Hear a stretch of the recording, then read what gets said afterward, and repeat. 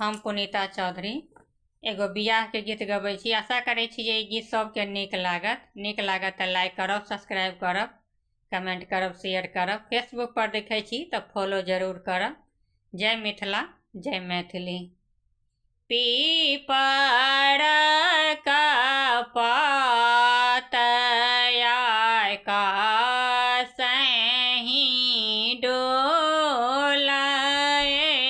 डोली गेल खेतक धान यो पीपर का पात आकासहि डोली गेल खेतक धान यो ताहि तर बाबा पलंग ओछाओ सुतल पीताम्बर तानियो ताहि तर बाबा पलंग ओछाओ सुतल पीताम्बर तानियो आई हे माई पर हे पड़ोसी ना बाबा के दिया न जगाए आई हे माई पर हे पड़ोसी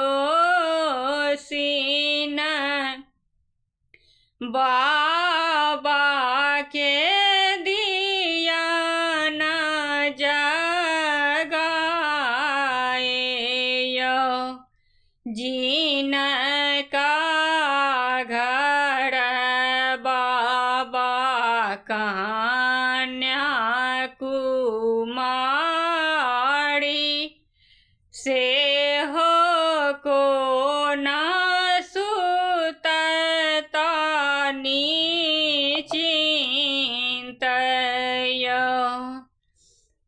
जाऊ यो बाबा नग्रय अयोध्या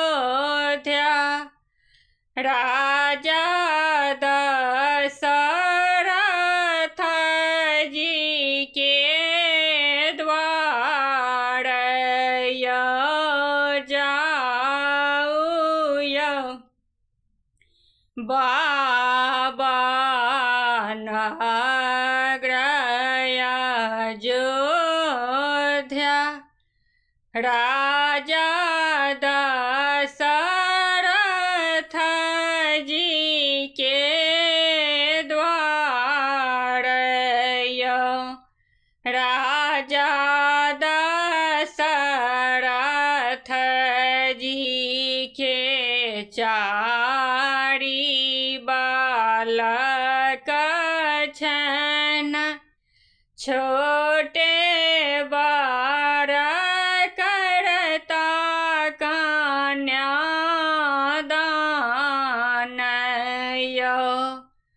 गोरहि देखी जनी भूलबैयो बाबा श्यामल रंग छथि भगवान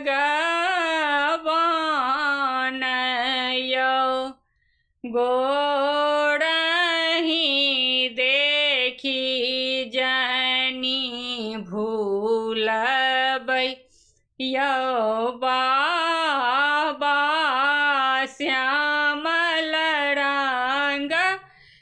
साथी भगवान।